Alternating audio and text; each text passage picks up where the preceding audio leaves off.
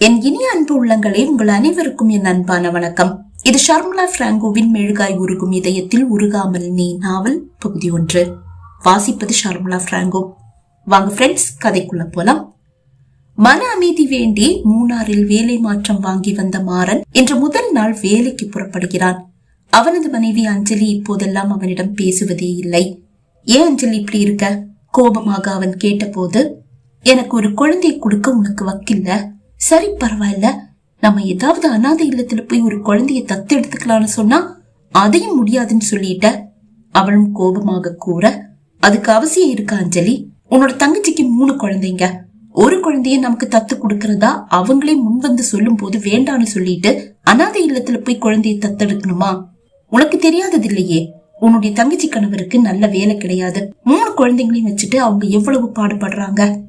ஏதோ ஒரு குழந்தைக்கு வாழ்க்கை கொடுக்கறது புண்ணியம் தான். ஆனா கண் முன்னாடி 3 குழந்தைங்க கஷ்டப்பட்டுட்டு இருக்கும் போது நிறுத்துறீங்களா?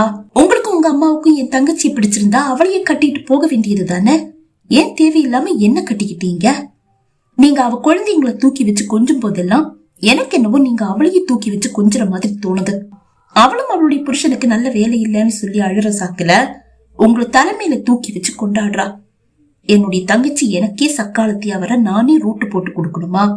அவ குழந்தைங்கள்ல ஒண்ணு நாம தத்து எடுத்துக்கிட்டா அதையே சாக்கா வச்சு அவ அடிக்கடி வீட்டுக்கு வந்துட்டு போவா. அப்படியே உங்களை வளைச்சு போட்டுப்பா. இது எனக்கு தேவையா? கோபமாக அஞ்சலி அன்று கேட்ட போதுதான் அவள் மனதில் அப்படி ஒரு தவறான எண்ணம் புகுந்திருப்பது அவனுக்கு புரிந்தது. அதன் பிறகு அஞ்சலி தங்கை அனு பற்றி அவன் பேசியதே இல்லை. அஞ்சலி விருப்பப்படி அனாதை இல்லம் சென்று ஒரு குழந்தையை தத்தெடுக்க முயல்கிறான். ஆனால் என்ன காரணம் என்று தெரியவில்லை. அவர்கள் விருப்ப பருவத்தில் ஒரு குழந்தை அவர்களுக்கு கிடைத்த பாடில்லை. இப்போது இதோ தன் தங்கை மீது மாறனுக்கு ஏதோ ஒரு ஈர்ப்பு என்று அஞ்சலி சந்தேகப்பட்ட அடிக்கடி அவனிடம் சண்டை போட, அது அனு செவியையோ அவள் கணவன் செவியையோ எட்டி அவர்கள் குடும்பத்தில் குழப்பம் வந்துவிடக் கூடாது என்றுதான் சொந்த ஊரான கோவில்பட்டியை விட்டுவிட்டு மூணார் வந்து விட்டான். இங்கு வந்து 1 வாரம் ஆகிவிட்டது. அஞ்சலி மனநிலையை மாற்ற அவன் படாத பாடுபடுகிறான். ஆனால் அவள் மனம் மாறிய பாடில்லை.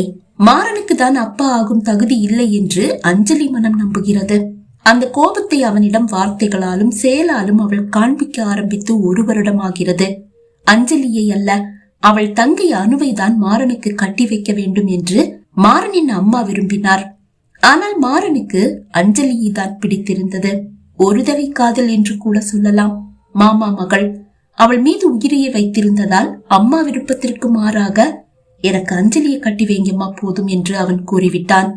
மனமில்லா மனமோடுதான் மாறனின் அம்மா அஞ்சலியை மருமகளாக ஏற்றுக்கொண்டார். இருவருக்கும் திருமணமாகி 4 ஆண்டுகள் ஆகிறது. இன்னும் ஒரு குழந்தை பிறந்த பாடில்லை. ஆனால் மாறனுக்கு தான் ஏதோ குறை என்று அஞ்சலி மனம் ஏன் நம்புகிறது என்று ஒருவருக்கும் புரியவில்லை. உங்களுக்கு தான் ஏதோ பிரச்சனை இருக்கு என்று அடித்து கூறி அவனிடம் வேண்டும் என்றே சண்டைக்கு செல்வதை அஞ்சலி வழக்கமாக்கிவிட, ஆத்திரமடைந்த மாறனின் அம்மா, அனு உன்னை விட அழகு கம்மியா இருந்தாலும் குணத்துல உன்னை விட அவதான் உசத்தி, அதனாலதான் அவளை என்னுடைய மருமகளாக்கிக்க நான் ஆசைப்பட்டேன். ஆனா விதி யார விட்டது? இவனுக்கு உன்னதான பிடிச்சிருந்தது, உன்னை கட்டிக்கிட்டான். அதுக்காக நீ பேசுற பேச்சையெல்லாம் என் பையன் தாங்கிக்க வேண்டிய அவசியம் இல்ல. இந்த மாதிரி பேசுறத இனிமே வச்சுக்காத என்று அவன் அம்மா கூற அது அஞ்சலிக்கு பிடிக்கவில்லை. தேவையில்லாமல் அஞ்சலிக்கும் அம்மாவுக்கும் சண்டை வருவதை அவனும் விரும்பவில்லை. அம்மாவை அவனது அண்ணன் வீட்டிற்கு அனுப்பிவிட்டான். ஆனால் அம்மாவின் மொத்த செலவையும் அவன்தான் பார்த்துக் கொள்கிறான். அண்ணி அவன் அம்மாவை பாசமாக தான் பார்த்துக் கொள்கிறாள். அனாதையான அண்ணியை அண்ணனுக்கு கட்டி வைத்தது அவன் அம்மா அல்லவா? அந்த பாசம் அன்னிக்கு நிறையவே உண்டு. ஆனாலும் மாறனை விட அண்ணன் மருதுக்கு ஊதியம் குறைவு. அதனால் தன்னை பார்த்து கொள்ள அவன் சிரமப்படுவான் என்றுதான் மனமில்லா மனமோடு மாறனோடு தங்கி இருந்தார் அம்மா. ஏனென்று தெரியவில்லை, அவருக்கு அஞ்சலியை சுத்தமாக பிடிக்கவில்லை. ஆனாலும் அவர் அஞ்சலியை எதுவும் கூறவில்லை. அப்படி இருந்தும் அஞ்சலி மாறனுக்கு பிரச்சனை கொடுக்கிறாள் என்று ஆன போது அவரால் எப்படி பொறுத்து கொள்ள முடியும்? டேய், அவளை நீ காதலிச்சு கல்யாணம் பண்ணிக்கிட்ட, அதுக்காக அவகிட்ட இப்படி அடங்கி போக வேண்டிய அவசியம் என்ன? அவ உனக்கு குறைன்னு சொல்லும் போது நீ வாயை திறந்து சொல்ல வேண்டியது தானே. டாக்டர் 2 பேருக்கும் எந்த குறையும் இல்லைன்னு சொல்லிட்டாங்க. அப்படி இருக்க நீ எனக்கு குறைன்னு சந்தேகப்படுற மாதிரி நானும் உனக்கு குறைன்னு சந்தேகப்பட மாட்டேன், நானும் கேட்க வேண்டியது தானே. அம்மா மாறனிடம் கேட்க, அம்மா 2 கையும் தட்டுனாதான் சத்தம் வரும் என்று கூறி அம்மா வாயை அடைத்தாலும் அஞ்சலி வாயை அவனால் அடைக்க முடியவில்லை. இத்தனைக்கும் வெளியே சிங்கம் போல் சுற்றுபவன். வீரத்திற்கும் கம்பீரத்திற்கும் பெயர் போனவன். 10 பேரை தூக்கி போட்டு பந்தாடும் வீரன். மனைவியிடம் மட்டும் அடங்கி போகிறான். அவள் மீது கொண்ட காதல் அது. அவன் கை கோபமாக தன் மீது விழுந்தால் தன்னால் தாங்க முடியாது என்றெல்லாம் அஞ்சலி நினைப்பதில்லை. ஏதோ அவனை தன் அடிமை போல் நடத்துகிறாள். தன் அழகில் மயங்கி தன்னை மணந்து கொண்டவன் என்ற ஆணவம் அவளுக்கு. ஆனால் பல முறை, அஞ்சலி இப்படி பேசாத, எனக்கு சுத்தமா பிடிக்கல, என்னுடைய குணம் எப்பவும் ஒரே மாதிரி இருக்காது என்று எச்சரித்தும் கேளாமல் அவள் தொடர்ந்து அவன் மனம் புண்படும்படி பேசிக்கொண்டே இருக்க ஒரு நாள் ஓங்கி அறைந்தே விட்டான். அன்றிலிருந்து அவனிடம் பேசுவதை அஞ்சலி நிறுத்தி கொண்டாலும் அவன் பணிந்துதான் போகிறான். அடித்ததற்கு ஒரு 1000 முறை மன்னிப்பும் கேட்டுவிட்டான். அவள் காலை தொட்டு கூட மன்னிப்பு கேட்டுவிட்டான். ஆனால் அவனை மன்னிக்க அவள் தயாராக இல்லை. அழகான ஒரு குழந்தையை பெத்து அம்மாவா சந்தோஷமா வாழ வேண்டிய நான் உன்னை கட்டிக்கிட்டு கஷ்டப்பட்டுட்டு இருக்க. அப்படி இருந்தும் நீ என்ன கை நீட்டி அடிக்கிற, உன்னை நான் மன்னிக்கணுமா என்று கோபமாக அவள் கேட்ட அந்த வார்த்தைகள் அவன் மனதில் இப்போதும் பசுமரத்தாணி போல் பதிந்துதான் கிடக்கிறது. ஆனாலும் மனைவி அல்லவா, அதனாலேயே அவன் அவளுக்கு அடிபணிந்து செல்கிறான். அவள் உதாசீனப்படுத்தி காலால் எட்டி உதைக்கிறாள்.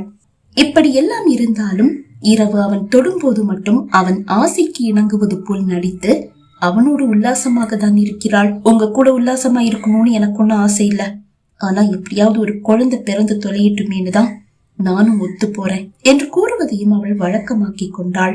வேலைக்கு செல்ல தயாரான மாறன் தன் உடைகளை கண்ணாடி முன் நின்று சரி செய்து கொண்டிருக்கும் போது அவன் விழிகள் படுக்கையில் குப்புற படுத்து கிடக்கும் அஞ்சலி மீதுதான் இருக்கிறது. கண்ணாடியில் அவள் தெளிவாக தெரிகிறாள். அவனை காலை உணவை சமைத்து விட்டான். சில மாதங்களாக வீட்டில் இப்படிதான் நடக்கிறது. மதியம் கேண்டீனில் உண்ணுகிறான். இரவு அவனே சமைக்கிறான். அஞ்சலி எந்த வேலையும் செய்வதில்லை. அவனை பழி வாங்குவதாக நினைத்து நாளுக்கு நாள் சோம்பேறியாகிக் கொண்டே இருக்கிறாள்.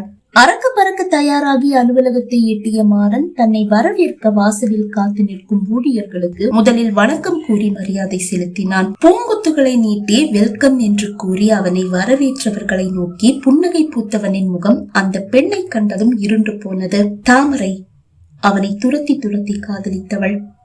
Welcome sir. பூங்கொத்தை நீட்டி அவள் கூற சிரமப்பட்டு சிரித்தவன் பூங்கொத்தை வாங்கும் போது அவள் கழுத்தில் தொங்கும் தாலியை கண்ட பிறகு இயல்பாக சிரித்தான். அலுவலகத்திற்குள் வந்து தன் இருக்கையில் அமர்ந்தவன் கண்முன் தாமரையின் முகம். அழகி, பேரழகி. அவளை சுற்றாத வாலிபர்கள் சுருக்கம் என்றே கூறலாம். ஆனால் அஞ்சலி மீது காதல் கொண்டிருந்த மாறனுக்கு அவள் மீது எந்த ஈர்ப்பும் ஏற்படவில்லை.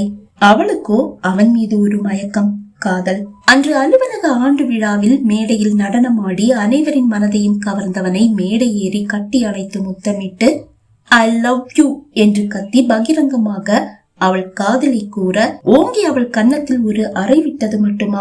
ஆசையை அடக்க முடியாட்டி அதை தீர்த்து வைக்க துடிக்கிற எத்தனையோ ஆம்பளைங்க இருக்காங்க. அவங்கள ஒருத்தர் தேர்வு செய்ய வேண்டியது தானே. வேலையில மட்டும் கண்ணா இருக்கிற என்ன மாதிரி பட்டவங்களையே வளர்க்க நினைக்கிற என்று மிகவும் கொச்சையாக பேசி அவள் மனதை காயப்படுத்தியது மட்டுமல்ல, நேராக அவள் வீட்டிற்கே வந்து உங்க பொண்ணுக்கு கல்யாண ஆசை வந்துடுச்சு, சீக்கிரமா எவனையாவது பார்த்து கட்டி வைங்க, இல்லையா குடும்ப மானத்தை வாங்கிடுவா என்றும் கூறிவிட்டுதான் வீடு திரும்பினான்.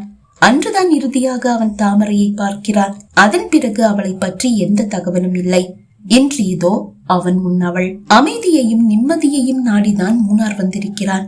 ஆனால் அந்த நிம்மதி இதோ இன்றோடு காற்றில் பறந்து விட்டது. என்ன செய்வது? தாமரையை எப்படி எதிர்கொள்வது? அவள் வேலை பார்க்கும் இந்த இடத்தில் தன்னால் எப்படி வேலை பார்க்க முடியும்? சிந்தனையோடு தன் இருக்கையில் வந்து அமர்ந்தவன் நெற்றியை பிடித்து அழுத்தி தேய்க்க அவனது அறைக்கதவு தட்டப்பட்டது. எஸ் என்றான். புன்னகையோடு கதவை திறந்து கொண்டு உள்ளே வந்தாள் தாமரை. என்ன வேணும்? குரலை கடுமையாக்கி அவன் கேட்க, சார், நான் இன்னும் 1 வாரத்துல வேலையை விட்டுட போறேன். என்னுடைய இடத்துக்கு புது அக்கௌண்டன்ட தேர்வு பண்ணிடுங்க என்றாள். வேலையை விட்டுட போறீங்களா? ஏன்? என்னால யாருடைய நிம்மதியும் சந்தோஷமும் பறிபோக கூடாதுன்னு நான் நினைக்கிறேன் சார். இன்னைக்கே வேலையை விட்டு போயிருப்பேன். ஆனா என்னுடைய வேலை ஒரு ஆபீஸ்ல எவ்வளவு முக்கியமானதுன்னு எனக்கு தெரியும். திடீர்னு வேலையை விட்டுட்டா உங்களுக்கு சிரமமாயிடும்.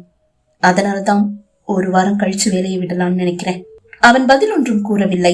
அவள் திரும்பி சென்று விட ஏனோ அவன் மனம் வலித்தது. ஒரு காலத்தில் தன்னை சுற்றி சுற்றி வந்து காதலித்தவள். அவளது வாழ்க்கை இப்போது எப்படி இருக்கிறது? சந்தோஷமாக தான் இருக்கிறாளா? அவன் மனதில் ஏனோ ஒரு சந்தேகம். மீண்டும் அவனது அறைக்கதவு தட்டப்பட்டது. எஸ் என்றான். கதவை திறந்து கொண்டு உள்ளே வந்த அந்த வாலிபன், சார், தாமரை மேடம் வேலையை விட்டு போறதா சொன்னாங்க. என்னுடைய மனைவி கூட அக்கௌண்டண்டா தான் வேலை பார்த்துட்டு இருக்காங்க. அங்க சம்பளம் ரொம்ப கம்மி. இந்த வேலையை என்னுடைய மனைவிக்கு கொடுக்க முடியுமா? சாரி மிஸ்டர் பவித்ரன், உங்க மனைவியுடைய திறமையை பரிசோதிக்காம வேலை கொடுக்க முடியாது. நாளைக்கு அவங்கள வர சொல்லுங்க. திறமை இருந்தா கண்டிப்பா இந்த வேலை அவங்களுக்கு தான். மேலிடத்திலையும் பேசணும். ஓகே சார் என்று கூறி பவித்ரன் சென்றுவிட தன் முதலாளியை அழைத்து தாமரை வேலையை விட்டு செல்வதாக மாறன் கூற, அப்படியா, முன்னாடி இருந்த மேனேஜர் தொல்லை கொடுக்கறதா சொல்லிதான் முதல்ல வேலையை விட தயாரானாங்க. அந்த மேனேஜரை சென்னைக்கு மாத்திட்டு அந்த இடத்துல உங்களை போட்டிருக்கேன். இனி என்ன பிரச்சனை? அவங்க ரொம்ப திறமையான லேடி, அவங்கள மிஸ் பண்ணவே கூடாது.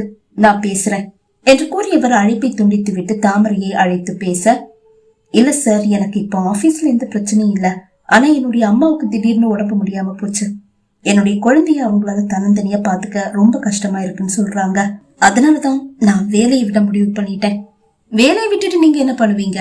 சார், சுயதொழில் ஏதாவது செய்யலான்னு முடிவு பண்ணியிருக்கேன். நீங்க ரொம்ப திறமையானவங்க, உங்களை மிஸ் பண்ண தயக்கமா இருக்கு. அதனாலதான் உங்ககிட்ட பேசிட்டு இருக்கேன். சாரி சார், நான் கூட இந்த வேலையை விட்டுட்டா கொஞ்சம் கஷ்டப்பட வேண்டியதா இருக்கும். ஆனாலும் குழந்தைய பாத்துக்க எனக்கு வேற வழி தெரியல. அதனாலதான். அப்ப சரி, உங்க விருப்பம் போல பண்ணுங்க என்று கூறி அவர் அழைப்பை துண்டித்தார். பகுதி 1 நிறைவடைந்தது. பகுதி 2 உங்களை சந்திக்கும் வரை விடைபெறுகிறேன். நன்றி, வணக்கம்.